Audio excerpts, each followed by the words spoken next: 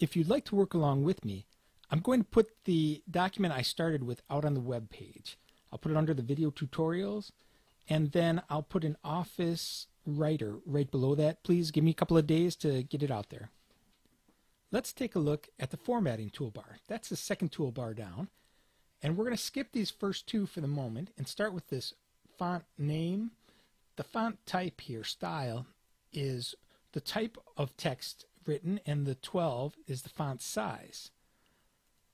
Let's try a different one and see how we get a little sample of how they look when we click this drop down. Let's pick some Show Card Gothic and change the size to 18.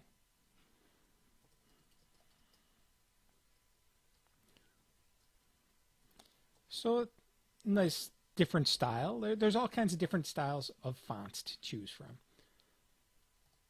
Now to get back to where we were, I would need to go back down to Times New Roman and change that back to 12. So now we're back to our default size. Let's take a look at what some of those other buttons are. Now I've just pasted some text in here, and we'll learn about that in a moment. First, let's get into what the buttons are. We've got, to make this bold, I'm highlighting by left-clicking on the mouse and just dragging over it to highlight it, which is actually selection. Selecting is the proper term. And I'm going to click on this bold button, and it bolds it. Another way to do this is to double-click on the word, and it selects it or highlights it, but selecting is the proper term. Clicking to italicize, and then the underline is similar to what we did with the text. If I delete it, I'm using my delete button, and now I'm going to click the underline, which turns it on, and I'm going to type underline. And you can see the buttons clicked. I'm going to click it off. And when we click on italic, our italic button is shown. And when I click on the bold, see the bold button is shown. And to turn on all three, I'm going to just highlight again, or select.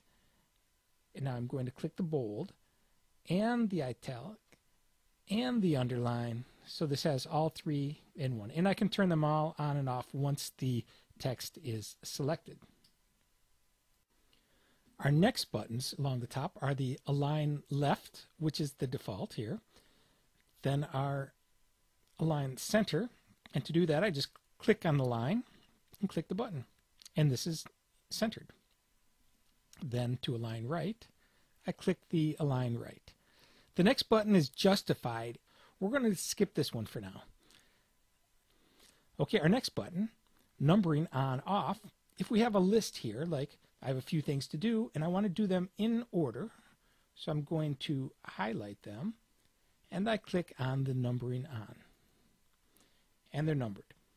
I have the same list I'm going to highlight, and this time I don't want them numbered. I just want them to be bullet items, and there we have it, bullet items. Now to increase the indent, decrease it, see I can even take it outside of the margin. Let me bring that back, and I can keep going to increase it, and now we're going to reset it back to where it was. Our next one is the font color. Let's change the font color of this line right here. We click on this down arrow and then pick the color that we want our selected line to be. So we'll make it turquoise. So the font is changed to turquoise. Now these next two buttons, we've got highlighting and background color. To see the difference between those two, we're going to take this first example and we're going to highlight that, and we're going to make it yellow. Now this second example, we're going to use the background color and turn that yellow. So that shows you the whole section is changed color, whereas when we're highlighting, it's only behind the letters that is highlighted. And the last thing I want to talk about right now is the undo. And the undo is if you do something by accident, like we didn't want to change those colors, we click the undo. And if we click this arrow down, we can see almost all the changes I've made. And we can skip back as many as we want, but we need to do them in order. We can't skip back and unbold this without undoing the underlining that we did after. So there's some good and bad. And then this arrow is the redo. I'll also mention that edit. The edit button's where we find our undo and redo, and we can see Control Z, that will also work, is the undo, and Control Y is the redo. And all these shortcut buttons will be found in the menu bar.